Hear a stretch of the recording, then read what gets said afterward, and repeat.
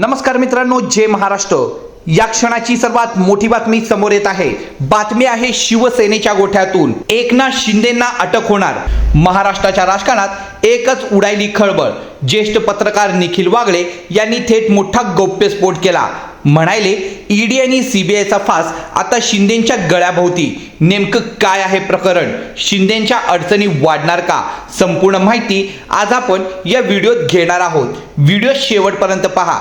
त्या अगोदर मित्रांनो, आपण जर ठाकरेंचे समर्थक असाल तर कमेंटमध्ये जय शिवसेना लिहायला विसरू नका। मित्रांनो, जय महाराष्ट्र।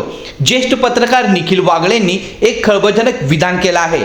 ते म्हणाले की शिंदे गटाने फडणवीस शहा यांच्या सांगण्यावरून जी बंडखोरी केली त्याचा केंद्राने वापर करून घेतला। आता त्यांचं काम झालं म्हणून शिंदेंना अडचणीत आणण्याची तयारी सुरू झाली आहे।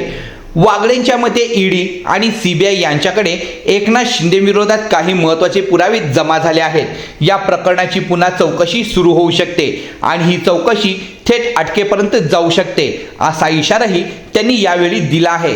शिंदेंच्या विरोधात काही जुन्या आर्थिक गैरव्यवहाराच्या फायलीही पुन्हा उघडल्या जात आहेत।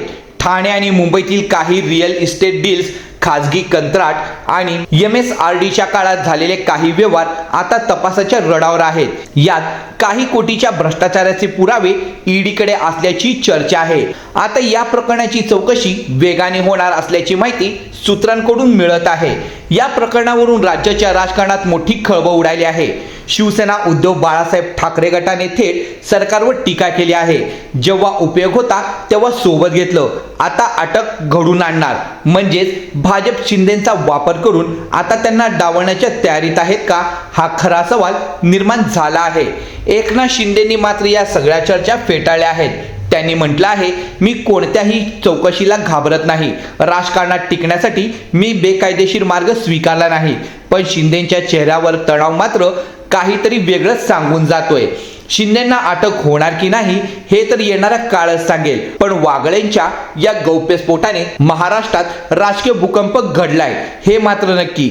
तुम्हाला काय वाटतं? शिंदेंना अटक होईल का? ईडी सीबीआयचा वापर भाजप करत आहे का? तुमचं मत कमेंटमध्ये नक्की लिहा। व्हिडिओ आवडला असेल तर लाईक करा। शिंदेंच्या राजकीय भवितव्यावर अजून अपडेट पाहिजे असेल तर चॅनलला सबस्क्राईब करा व शेजारच्या बेल आयकॉनला क्लिक करा। धन्यवाद।